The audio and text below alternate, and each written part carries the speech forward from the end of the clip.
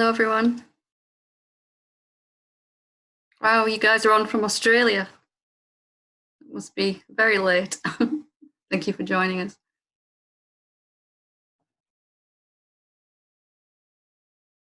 So just to let you know, we're recording now, just in case.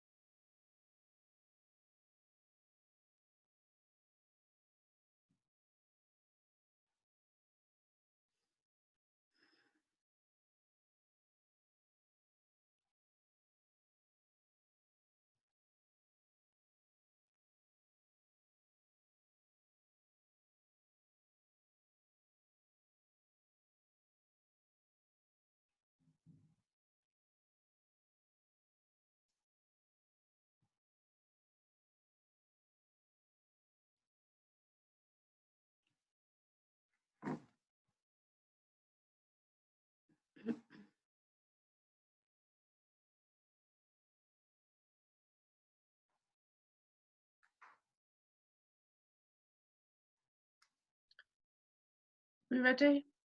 Yep, go ahead, Maggie, whenever you're ready. Hi everyone, welcome to Satsang from far and wide tonight.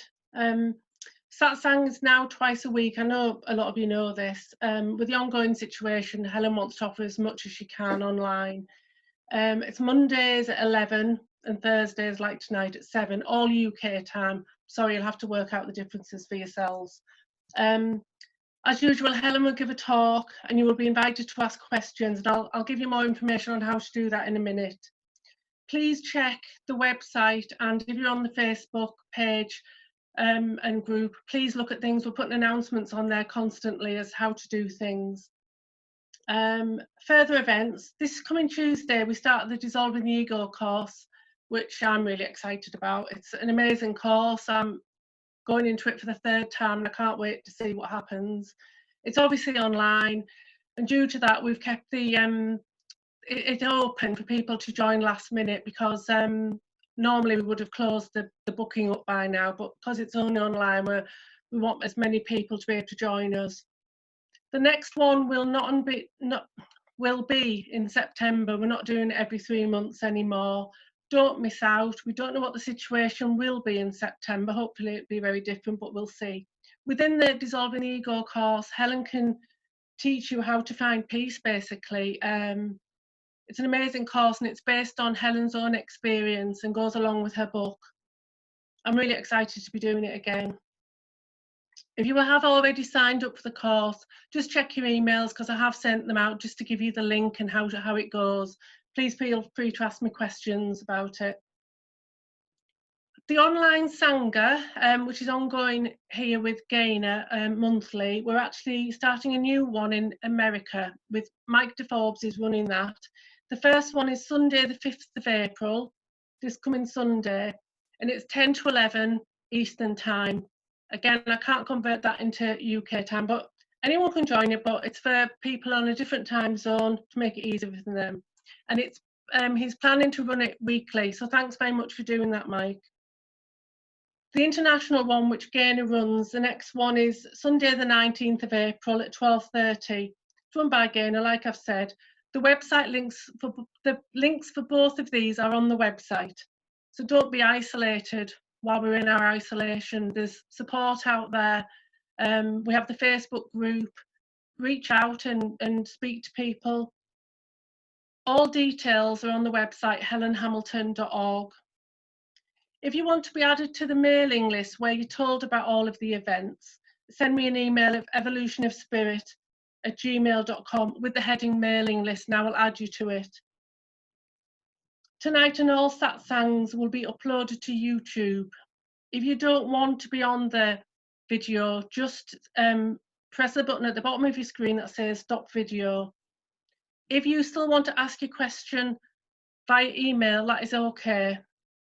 Just email and Helen will read it out as soon as she has a gap to read it. To ask a question in tonight's satsang and all of the satsangs, be aware that the chat box will not be read by Helen. She can't monitor it as she's doing satsang. Click on the participants button at the bottom of the screen. A list of names, including your own, will come up. At the bottom of that is an option to raise hand. If you press that, Helen will see it and she'll be able to invite people to ask their questions in the order that they raise their hand. When Helen has invited you to ask a question, unmute yourself, ask the question. When we've finished, well, when Helen's finished, mute yourself again. She will remind you to do this, hopefully. and then lower your hand. Yeah, I think that is it. Let me just, sorry, I am reading this off another screen. That's it. Thank you very much. Have a lovely satsang. Thank you, Maggie. That's great. Last day. And welcome to satsang. I think I'm getting to grips with the technology, but bear with me.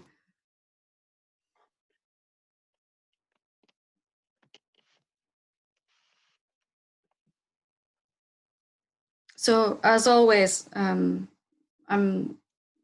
motivation for holding satsang is always the same, which is to try and shortcut the time that it takes to wake up. Firstly, to see what you are, and then secondly, to come to a deep conviction, so much so that that actually allows you to live effortlessly as what you really are. So with that in mind, something I want to talk about tonight really is the attitude with which you come to satsang, or to your awakening in general, really just to try and shortcut some years off of, because I wasted a good few years before I realized this. Well, it wasn't a waste, but. So it's important to come to satsang from the starting premise that you are already the self, that you are just coming to actually come to realize that consciously. You know, all the great sages of the past have said that. All the contemporary teachers today have said that you are already that. And that to realize it, you know, shouldn't take that much time, shouldn't be so difficult. And this is really important, because if you come from that attitude, from that perspective, that you're going to come with you'll be harnessing the power of the infinite self, of the one. And that is going to make the process mostly pain-free, effortless and fun.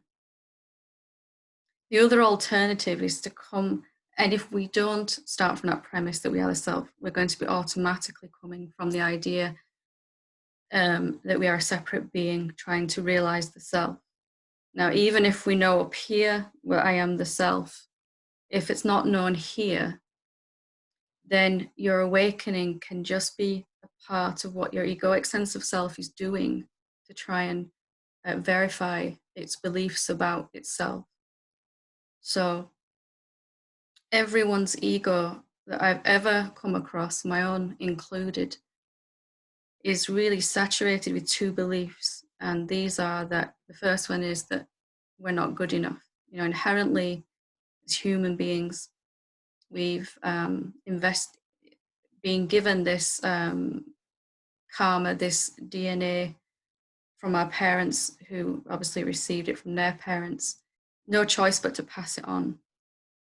Inherent in that DNA is the belief that we're not good enough as a human being. It's basically the human affliction. So that's the first one that everyone comes across. And secondly, the one that was present in me and everyone else, is that we're not safe. So the very idea that we're a separate being means that we're going to be living with this constant background of fear. Whether it's conscious or not, it is there. So why is this important really to understand? Because if you come to satsang wanting to try to get somewhere or to become something, then quite easily our egoic sense of self can take our awakening and draw it out and use it to prove to yourself that you're not good enough to make it, and that you're not safe. My own awakening was very slow until I realized this, because I had been using everything in my life unconsciously: my finances, my relationships, my family relationships, personal relationships, my career, my businesses, my academic studies, everything that I could use unconsciously to prove that I wasn't good enough. Feeling inadequate, we're driven to try to get to be more or to get more. When we approach our awakening from that place, we're going to have to live out our egoic belief as true, that we're just not good enough. What does that mean in terms of awakening? It means never quite getting there. Somehow, accidentally, maybe once or twice, having a momentary experience of the self, but then not being able to live it either. So if you can see that your awakening can be used by your egoic sense of self, there's nothing wrong with the ego, I have to say. It's just a computer to run the mind and body. It's been given some dodgy software.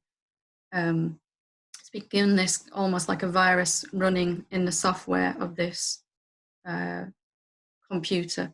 And if your computer or your phone that you're watching this on got corrupted by some files that were no good, you wouldn't shout at the phone or the computer, and you wouldn't say, you just try to get rid of the dodgy software. And yet we're all doing this with our ego. We're judging it as bad, or that it should go away, or that we're trying to smash it or destroy it. So if you can really take in what I'm saying, you can see that as an egoic sense of self, you're never ever going to awaken. You can never feel worthy enough of being the self coming from that place. And you can never prove to yourself the ultimate security that you're safe. There's no safer place to be than being the infinite one. So your awakening is either going to be something where you come at it consciously, recognizing, okay, and I'm not talking about sort of fake it till you make it. I'm actually saying, well, let me see if this is true. If I've heard over and over again that I am the one already, let me see if I can prove that to myself. Instead of, if we're coming from our ego, then we're going to be trying to get somewhere. We're going to be coming to satsang, and we're not going to be able to listen to what any teacher says, because it's going to go straight up here, and it's going to be corrupted by the software and turned into some practice, turned into some journey. And our egoic sense of self can sustain itself for many, many years on this epic journey of trying to realize the self. I mean, does it make any logical sense even that you could realize peace, love, and joy and live in infinite abundance if you really feel deep down still that you're not good enough?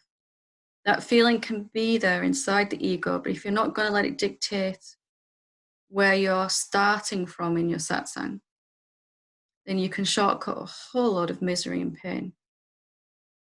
And it's where you're going to end up anyway. Eventually, you're going to end up, whether it's tonight, right now, as I'm saying this, or after we've finished satsang, or a year from now, or 10 lifetimes from now, 10 bodies have come and gone inside you. You're going to come to this point where you say, actually, trying to get somewhere and realize the self, trying to become it, isn't actually working. It was the same for me. And so if you can take that from the get-go, the attitude with which you're coming to satsang is so important. It's not arrogant to say, I'm going to start from that place. In fact, it's really arrogant if we keep agreeing that we're not there yet. And all the great sages and teachers that have ever walked this earth have said, you are that already, you know.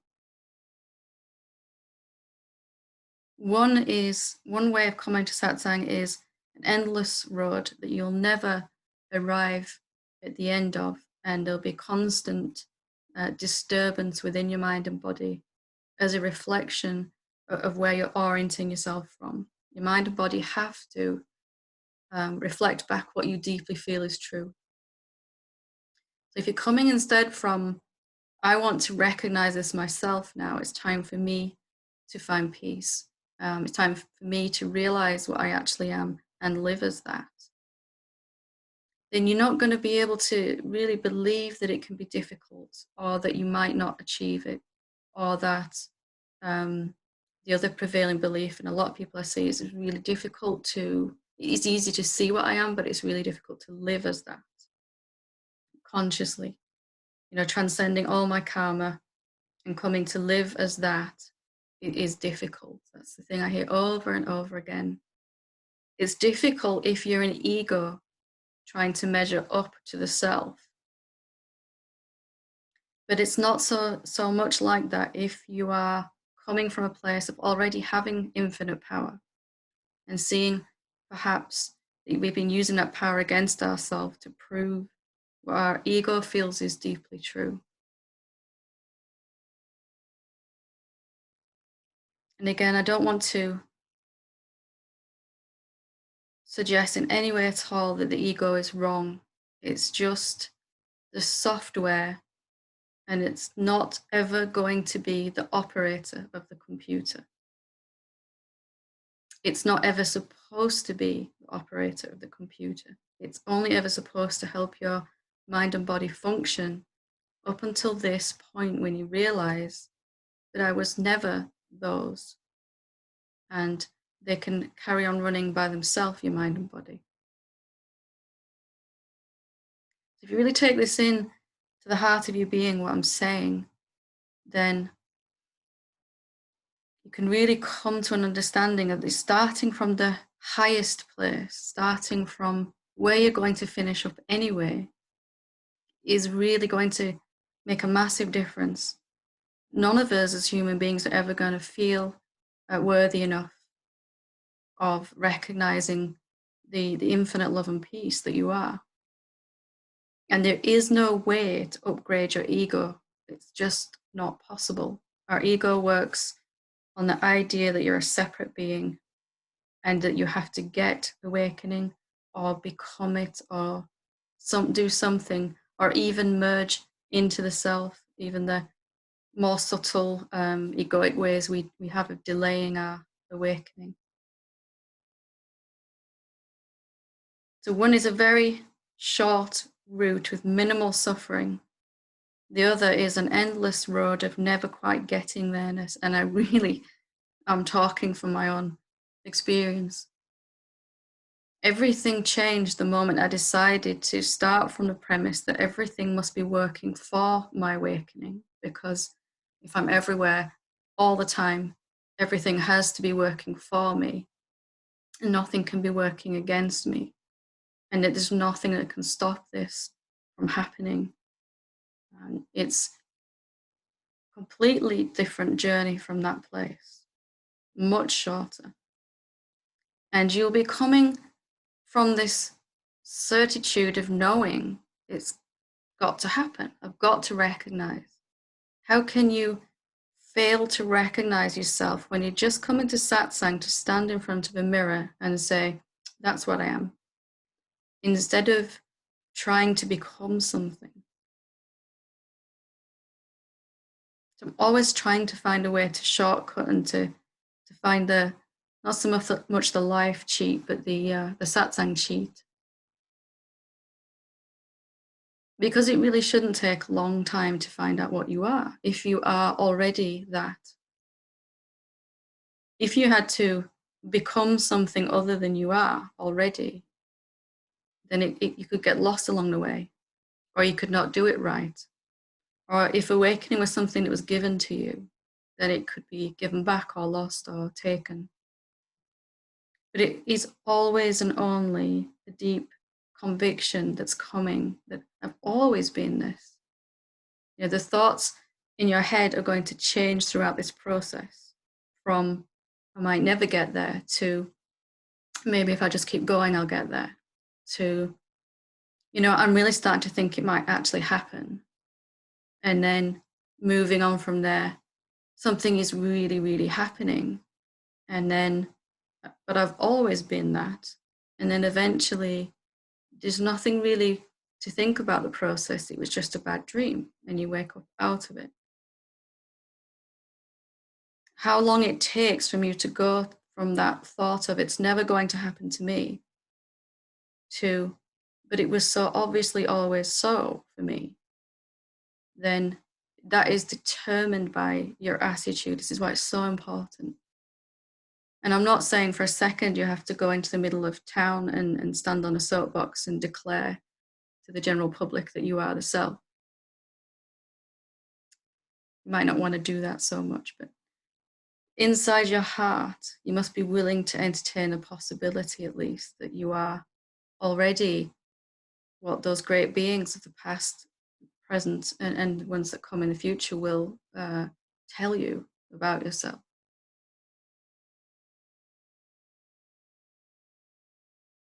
Because there is no reason at all why it cannot happen, and it cannot happen speedily. All you're going to do is stand in front of a mirror. You're going to look, what am I actually? And you're going to see, I am that which is watching the body and mind. If you can do this right now, if you just empty yourself of all that you think you know about awakening, about yourself, about the world, about the situation out there at the moment, everything for the time being, just for a few moments, and look at what you actually are. If you don't count your body and your thoughts and your emotions and your experiences, just for this moment, and ask, what really am I?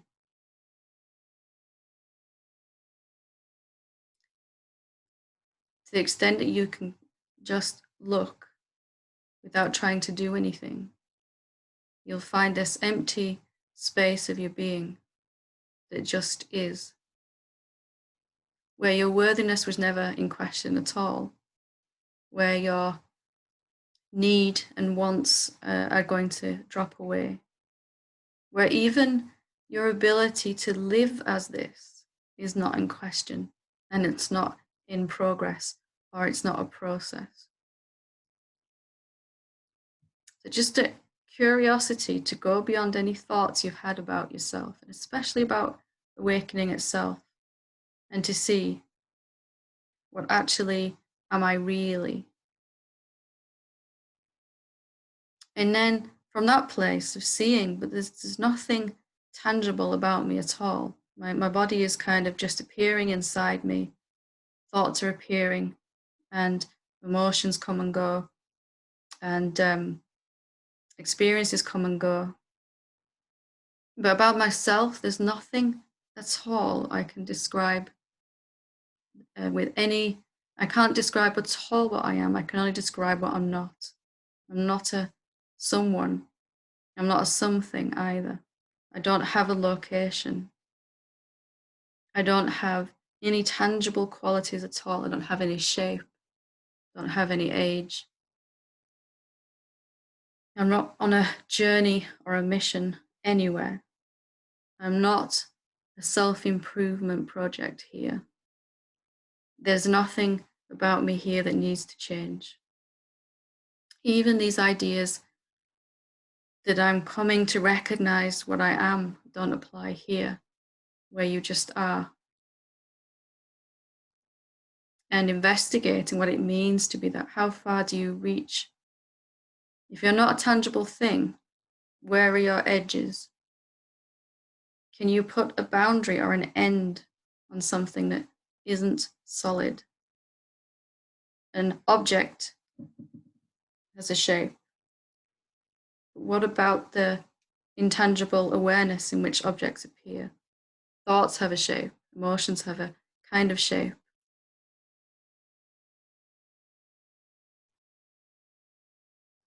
What can you say about yourself here? What problems do you have here?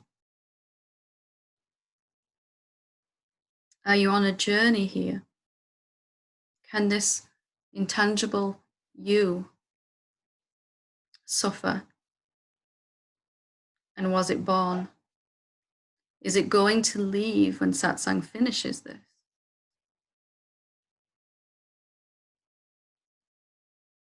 And the one who's willing to recognize this and fully come to, okay, this is where I'm going to live. If this is what I really am, I'm going to live here now. And when any idea is suggested to me that I have a problem or that I can't stay as this or whatever mind suggests, which it will, I'm going to hold that suggestion up against what I've seen to be true about myself. Do I even need to stay as the self? Is it possible that this intangible awareness that I really am cannot be itself? Does that make any sense here now? Or was it just caught for a while watching this human body and this idea that I am this body and this whole life unfolded?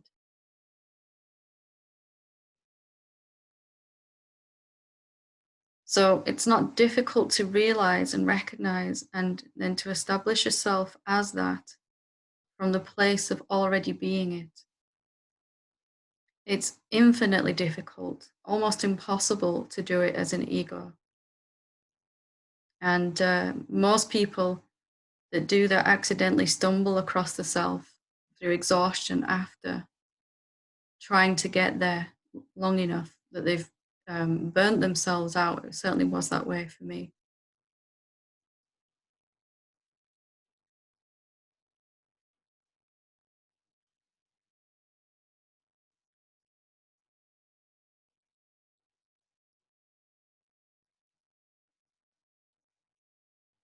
Because you're either going to have to believe what you're told about yourself and act from there, or continue from this egoic place.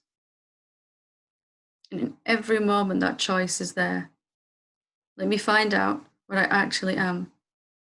I'm not talking about faith so much or belief. I'm talking about if I am that, as I've been told, it must be provable. I must be able to experience it right now, in this moment, wherever I am, wherever my body is. It shouldn't be difficult to experience that. And then it'll be your truth, it'll be your knowing, it'll be in your heart. The major benefit of that then is that anything that your head says to you will be easily dismissed. Not true, not true. Mind will tell you, you're never going to figure this out. You're never going to get there. You're not good enough to do this. There's too many problems you have to sort out first before you can be the self. All of this you'll just easily dismiss. It's not so for me. Why? Because you'll be talking from your own experience in that moment directly.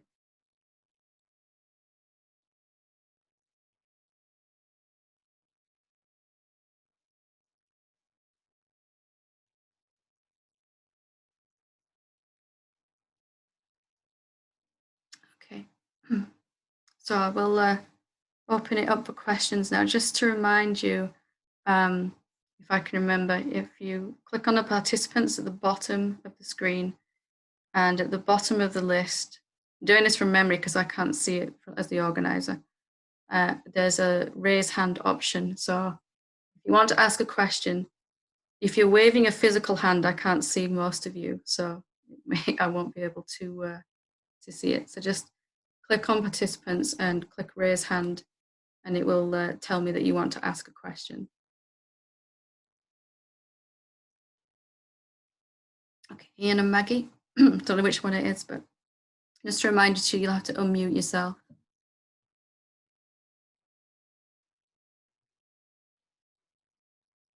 Hello? Hi. Hi, it's me, Y- rather than Monkey. um, I seem to be going. What I'm asking about is about fear, really. Yeah. Um, Yeah. I seem to be going through a spell where I'm having quite spells of being really strong fear and almost like I mean I've never had a panic attack, but it feels that kind of panicky sensation. Yeah. Um, which I'm just surprised a little bit about, because it's been quite peaceful for a while on it mainly.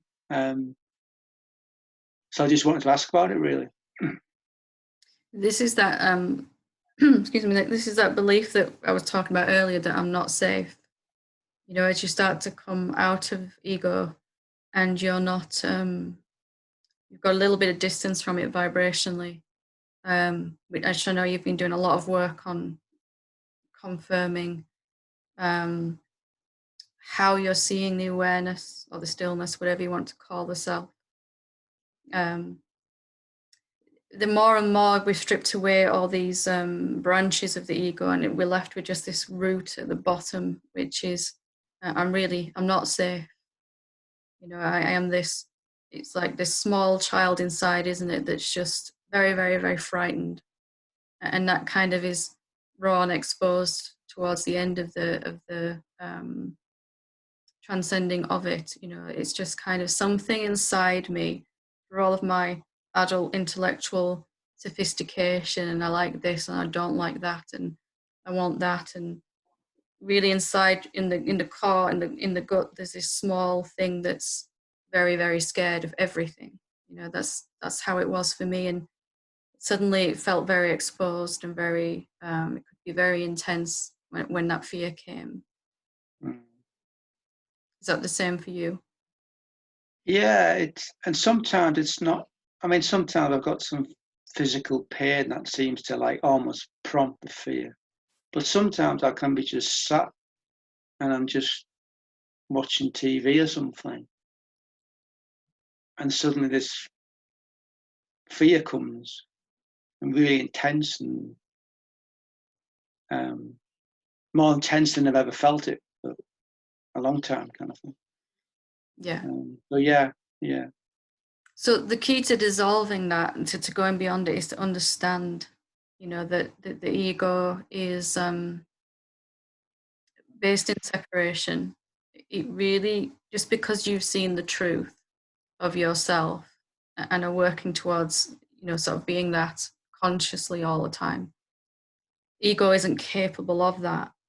It's completely convinced that you're a separate being, and that there's all this other stuff outside of you that can, and the worst of which, as far as ego is concerned, is God or the self. And it's going to um something is going to happen to you. It's convinced, that type of feeling. So understanding why it feels that scared uh will begin to dissolve that. The essence of love is wanting to understand something, isn't it?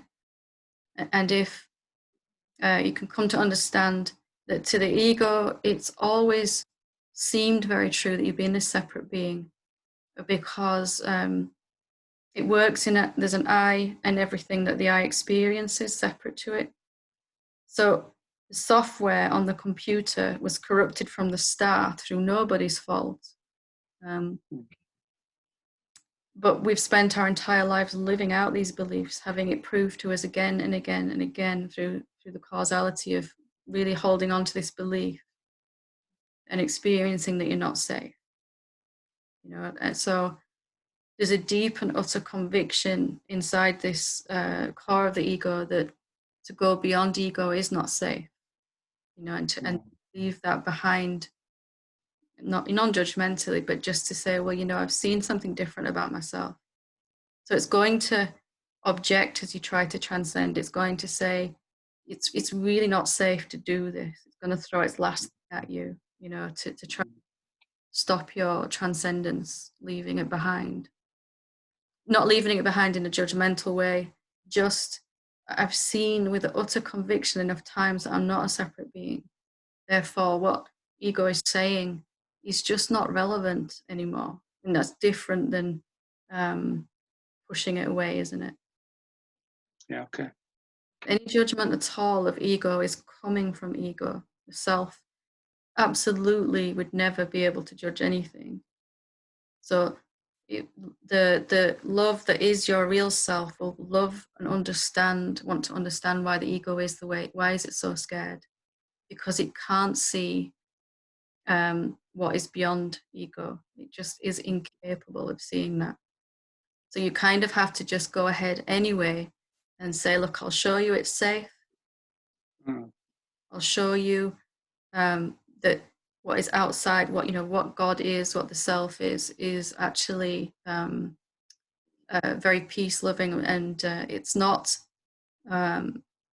ego's idea of God is the very much the vengeful, wrathful, judgeful version that we have somewhere deep inside our psyche, Mm-hmm. Yeah.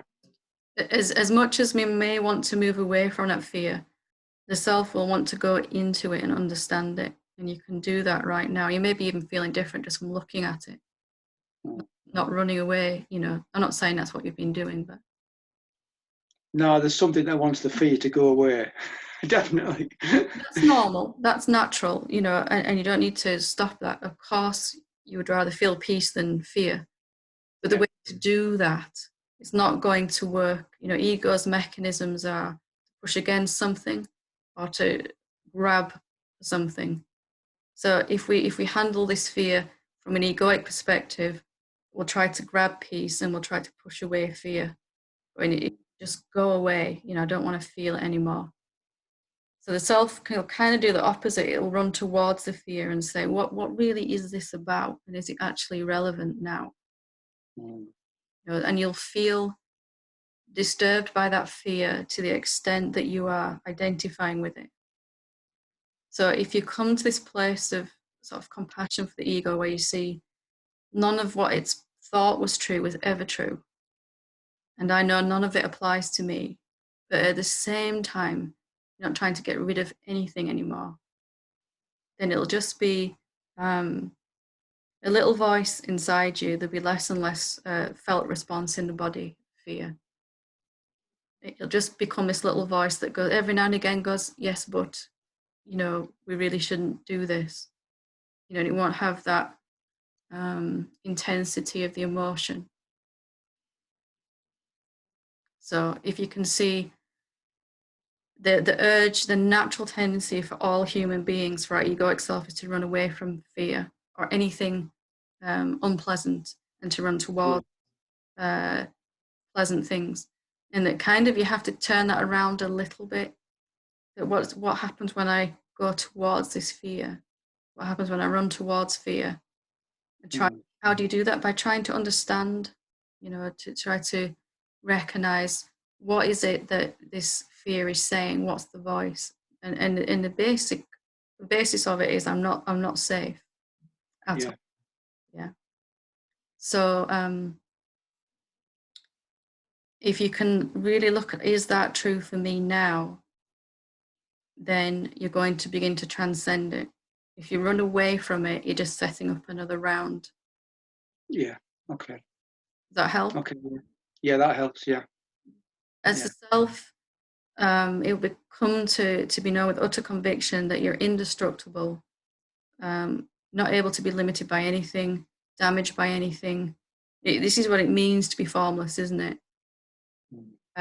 So you love the ego and understanding that why it feels the way it feels, but no longer agreeing that you're not safe. It feels not safe. What about you? From what you've seen to be true. And even if the fear doesn't go, it will just be happy, which it will eventually. It'll just be happening inside you, but not to you. Difference. One, it's just going on inside you, and it's just something that's being felt in your body. And it doesn't really matter either way, whether it's there or not. You'll be suffering, and you'll be really struggling to try and get rid of it. It's non-resistance is what I'm saying, through understanding. Yeah. It's just a word for love. Does that help? Yeah, I can see there's part of me that really doesn't think it's the wise thing to do, to just still allow it and just not try and... It was the same for me. I hit this point where ego just said, right, you've had enough fun now with this awakening. Don't go any further. Don't cross the line, or something really bad is going to happen, you know. And it really felt you're moving away from your humanity, or you're going too far, or you're going to cross this line that you can't come back from, which is true in a way. But really, it's a line where you can no longer identify with what it's saying, as in, you're not going to let ego speak for you anymore. You're also not rejecting it anymore, finally. Yeah. Only ego that would judge ego. Yeah. Lovely. Okay, thank you. Good stuff, thanks. Want to mute yourself again, yeah? So we've got Steve and then Stefan. So Steve. Yep, you have to unmute yourself, yeah. Can you hear me? Yep. Yeah. Okay. Hello, Helen. How are you doing? I thought I knew what I was going to say, and then Ian started talking. I forgot what I was going to. But you talk about two ways to come at this, and one was believing that you're already the self. The other way is to sort of, and I'm sort of, it was something like that that became pretty clear to me today. I think that's what we're looking at, really. I think for a long time, I've been interested in this for a lot of years. But I think then it was the sort of looking at it as something to sort of get hold of. And not until I listened to one of your meditations, and you said, we were saying, what else is there? What else? And eventually you said, what else is there? And it's you. And it just rung true that I'm that. It rung true, did you say? It rung true that it's what I'm looking. Yeah, what I'm looking for is what I am. You know. Okay.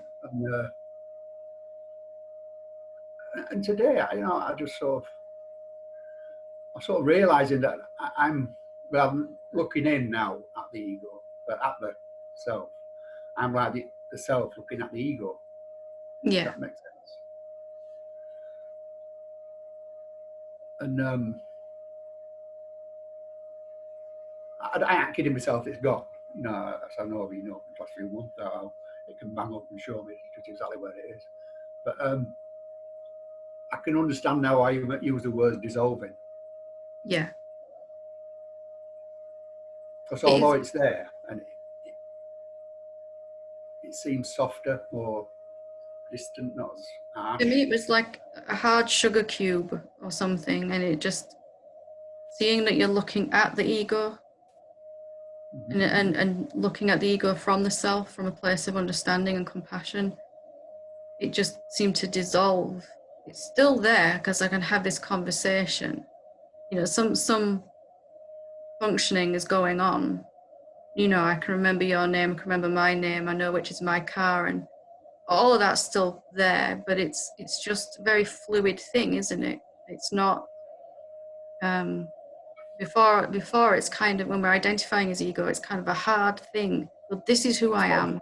And I'm really struggling to get to the self. And, you know, we really have these firm beliefs that, but the moment you realize, but I'm aware of ego, I see it coming and going in front of me. It's a different thing then, isn't it? Because you're looking from your true place consciously. And you have a lot more power then consciously. It costs the self a lot of energy to believe it is a separate being. A lot of energy. You imagine as the infinite one, to actually believe and experience that you're just a separate being. That's all you are. it's going to be a very different experience than to realize, actually, that's not true. I'm looking at this separate being, not from it. Obviously, I realised, I sort of started to realise it from that moment, 12 months ago, whatever it was. But I just realised today that it's a lot softer, as you said. That's all I can, the only word I could use. It was really harsh. Yeah. You know, there it is again, there it is again. And now it's just it's sort of a softer, it's almost unnoticeable. You've got, oh, it's that again. And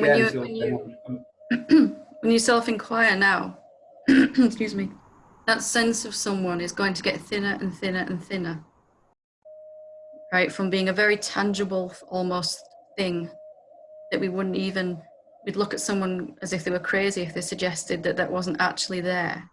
That's right. And suddenly it's like, well, it's not so substantial anymore now, because you, the self, aren't giving it this belief anymore. You know, you're seeing that it's something that's coming, and that is a process in a way. Every time you look and try to find that someone, it'll be less and less solid, and it's more diffuse. You know, and then eventually it's like there's only the awareness and some thoughts and a body. That's really all there ever was. You know, it just becomes more obvious, not up here, but sort of here, isn't it? It's here, yeah. So it's all everywhere, isn't it? Somewhat's going on anyway. Nothing's stopped after all the performance I've had. Nothing's stopped. It's still been moving, and something's been turning and changing. It's just as solid as it ever was. Yeah, that's very good. And it's so much easier then, because you can understand ego and love it. You're not fighting against it anymore, because you're not identifying with it. It's only ego that judges. There's no need to fight it now. That's what I'm saying. It's not as harsh. It's just, you know what I mean? It's just gentle. Yeah, it's just another thing appearing inside you. You're not fighting against your body. Your body's just appearing in your awareness. Your egoic sense of self just appears inside you. So what? You know, who's going to say it needs to go? You know, certainly not the self, is it? It's just allowed to be. It's like everything else. Not quite there yet, but I think it's, no, but it's a pivotal moment when you see, when it becomes less of a real thing, and it's more of, you start to see the power that you actually have always had to make something seem extraordinarily real. And then a moment later, wow, it's not at all like I thought it was. That's right, yeah. Very good. Thank you for sharing that. Don't forget to mute yourself again. You remember.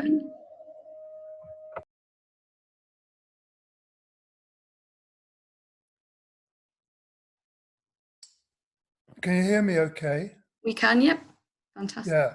Oh, hi, Helen. Hi, everybody else. Nice to see you all. Not all of you. Some are not appearing, but hi, Steve. Well, basically, at the moment, I'm trying to be the knower. I'm trying to encompass everything in the field of the knower, if you can see what I mean. Yeah. So that when things pop up into my life, you know, it might be thoughts, feelings, good thoughts, bad thoughts, I'm trying to kind of just encompass them and include them all in this knowing. And I don't know if it's the right approach. I think it came out of a chapter from your book, which I read the other night, you know, dissolving the ego. There's one bit where you say that's one of the practices to be this knower. And I picked up something else also on Facebook, which said the same thing roughly. So I thought, oh, well, that seems to be a message. So that's what I'm doing at the moment. There are problems in my life at the moment. And every time I think about them, it can spiral out of control. And so, but I'm trying to kind of conclude that, as part of the overall knowingness. Yeah. So really, I suppose, does that sound useful to you, really? Yeah, it's the first, well, not the first step, but it's something just to know it's a form of just witnessing, isn't it? The knower. There's something that just knows what's happening to the mind and body spontaneously. Like if a thought arises, you just know it's there. Have an itch on your arm, you know it. You don't have to think, I've got it to know it's there, do you? It's just instantaneous knower. And then even if, as you said, thinking starts and some attention goes to thinking and it balloons into this big thought train that, you know, rattles off with a momentum of its own, there's still, you can even use that to recognize that, but I know that that's happening. I know it. I know for the last 2 hours I was completely lost in thoughts, or the last 2 minutes. And then I also know now that my attention is back on the knowingness itself. You know, so that becomes clearer, doesn't it? As you take this position more consciously of just watching, just knowing, and not actually getting involved so much in what's going on. What is known, like thoughts and experiences and what's going on in your outside world is known, and you are just noticing the knower, which we can't really find in any particular place. There's just a knowingness more and more. So that becomes clearer as you just kind of take a step back. And even if attention gets caught up with a lot of thoughts and thinkingness every now and again, which it does, there's still this hopefully deepening recognition that what you are is something different to that. Sort of watching. Yeah, I think that is happening at the moment. You know, where I do have the difficulties, if I look at them again now, they're not so severe in a way. You know, they seem to be becoming part of the overall picture and not so much something I've got to really deal with, you know, and think through. So I think it does seem to be happening. So, you know, let's hope I can. Sorry, go ahead. No, that's it. Yeah. Because you are already the infinite self, even if you're experiencing that right at this moment, any attention that you put on the known, what is appearing in front of the knower, is going to be very big. You know, all this stuff is happening, and there's an idea that I am the one this is happening to. So that takes on a life of its own, this egoic sense of self. But then when attention starts to come back to the knower, the knowingness, what's happening in front of the knower just begins to kind of become more harmonious. If there is a problem that arises, then a solution seems to appear without you seeming to have to get involved in the end. It'll just be changing scenery in front of the knower, rather than as someone that's having to deal with life, you know, and move through all those. There's an unfolding of all the manifestation that's occurring, and that'll be much more noticeable to the extent that we can just witness what's going on. Even if a strong idea arises that I need to sort this out, or I need to make a decision here, what to do, I don't know what to do, you know, whether it's about a worldly situation or your awakening even, you know, what do I do now?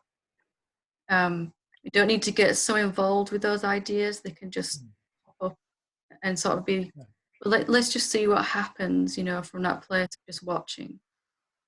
And it becomes more and more fun to watch these problems arise and then the solution, you know, and from the place of the knowingness, actually sometimes the solution turns up before the problem. Which is like, well, this is all right, actually. I didn't realize it could work this way. So it gets easier to just not get so involved in that. Even what your attention is doing, it's just happening in front of the knower. Yeah, thanks. That's really helpful. Good. It sounds like you're making good progress. Yeah. Fantastic. Hope so. Yeah, I hope so. Yeah, thank you. Thank you. Vidya, is that how you say it, Vidya? Yeah? Yes, Vidya.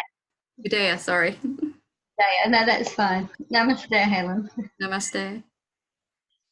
yes, I can really feeling I can relate to, or see that I can relate to a lot of what you're saying now. It's really good. And what's happening is I write the email to you and go through investigating, like you say, and come to a deeper seeing. And even the next day, already something's opened up and changed again. And so I have actually been experiencing that self, and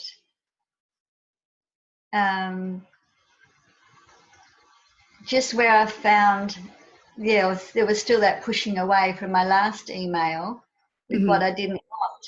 By the next morning, I found things were coming into my experience, and there was a recognition that nothing needed to be done about anything. There was no pushing, there was no that much interest. It was just happening, and I thought, wow, the sort of solution was happening, or the answer was happening so quickly.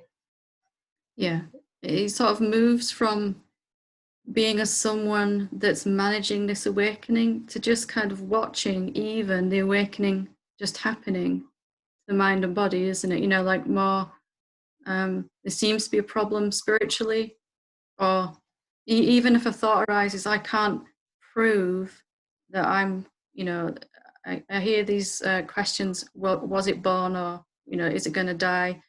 And there's some doubt there. So if I just sit, allow that thought, immediately some revelation, or after a short space of time, some epiphany happens to sort that out, you know, because it's just unfolding effortlessly, you know.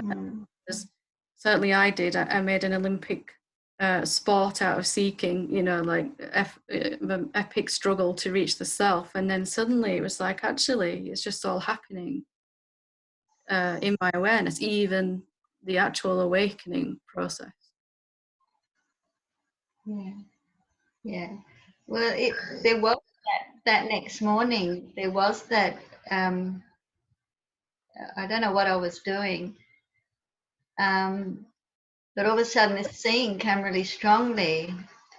And I looked around, it was almost like looking, like you said, from this place, and everything seemed different, but there was no difference. And there was that recognition of, this has always been this. And even as a child, how could it not be? You've always been that. Yeah, so I don't want to doubt. I don't want to fall back asleep, so to speak. Well, the good news is you've already come too far to go back to sleep, I would say, you know, because there's just so much more fun and more lightness and joy as the self, that's kind of addictive in itself, isn't it? The discovery, the joy of discovering what you actually are, it becomes so wonderful, you know, rather than the epic struggle of someone trying to get there. And I liked how you said in a satsang that I watched that it was so exciting to realize that you've always been that, and it never will finish.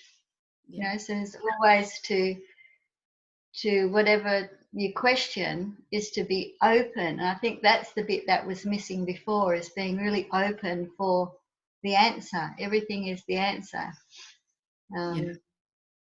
It's more of an intuitive thing, because I don't really know as knowing it, something I've learned, but there's a sense of that knowing.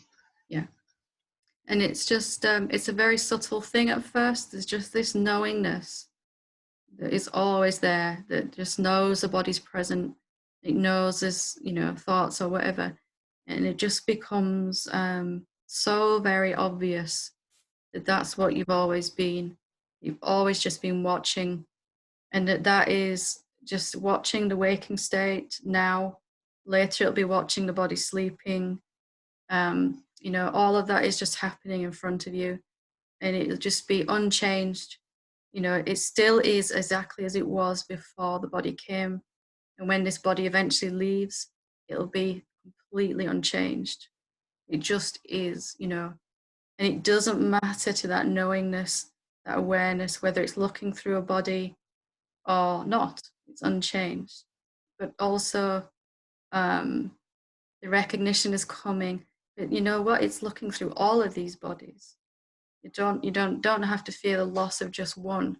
You know, it's looking through all of these forms, isn't it? You know, each human being is convinced it's a separate being for a while, but it's coming out of that now, and it's wonderful. It's like, for me, it was just like a flower opening, you know, just watching it open and blossom in front of, you know, after the hard work bit, as that openness comes. You know, this struggle really isn't working. Whatever I'm trying to do to get there isn't working. Let me see if there's a different way. And this open comes then, doesn't it? And suddenly it starts to happen very quickly then. Yeah, I'm amazed at from the first video I watched of you on renunciation, to how quickly, just by following your guidance, that things were changing so quickly, or the seeing was deepening so quickly, that looking back was just the key, and like you said, and so important.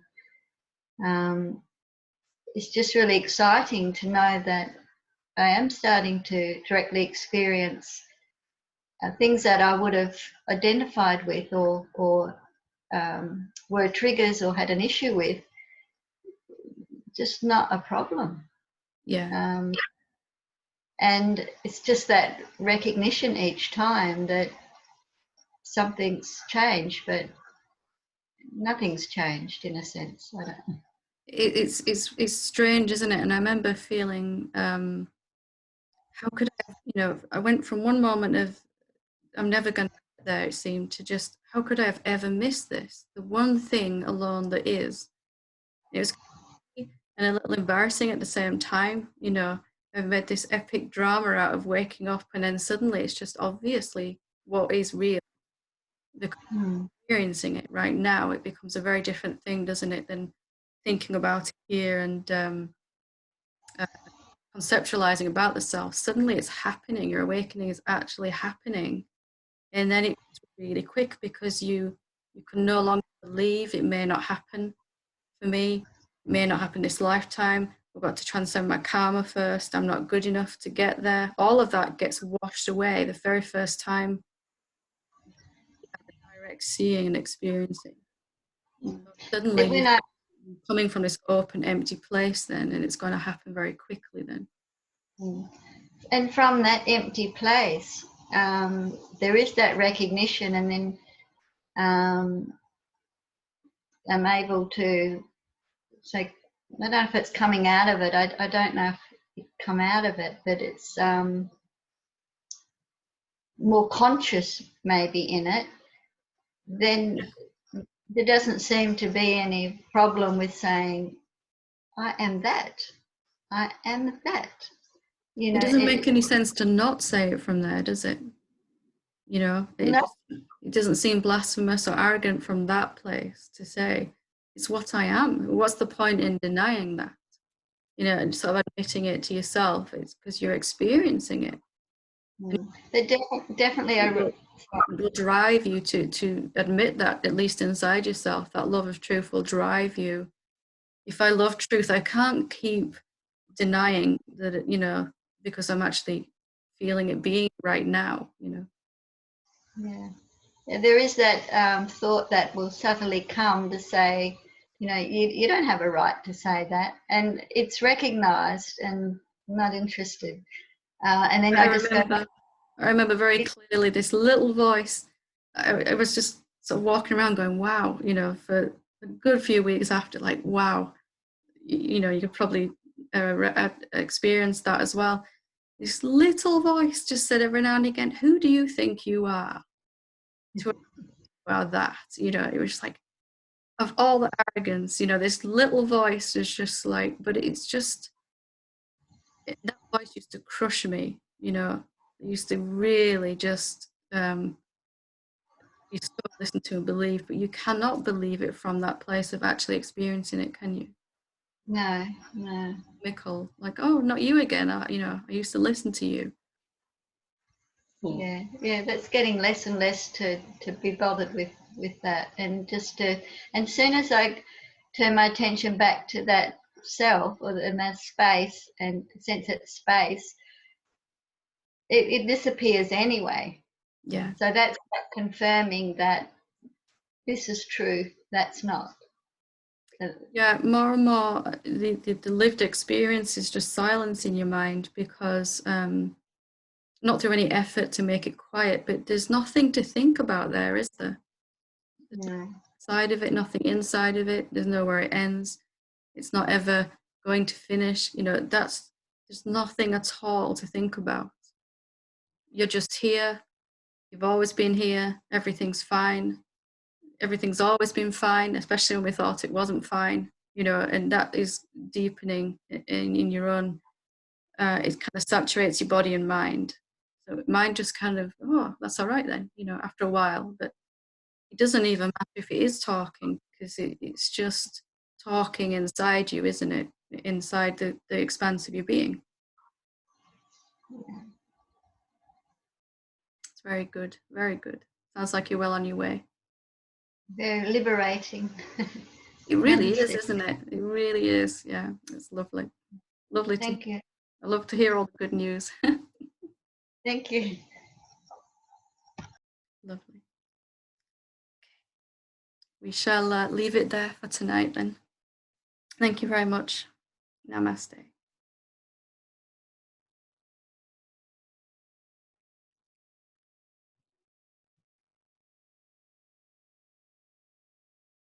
Just as we finish, while we were talking in the UK here, at 8 o'clock tonight, everyone in my street came out and were standing on their doorstep, and there were cheers and applause for all the healthcare workers. And every, you know, you may have seen on the news that's one thing that they've been organizing. It was just wonderful. Another show of human kindness, and you know, the great strength of the self, even in a time like this. And I just want to say that's one way of doing something and helping. And this is the best thing any of us can do, to be a living, breathing example of peace and compassion and joy in a time like this. And also to allow abundance in all of its forms at a time like this is so needed. You know, so it's never underestimate the value of the work that you're doing right now. You know, if just one person wakes up fully, they change the world completely.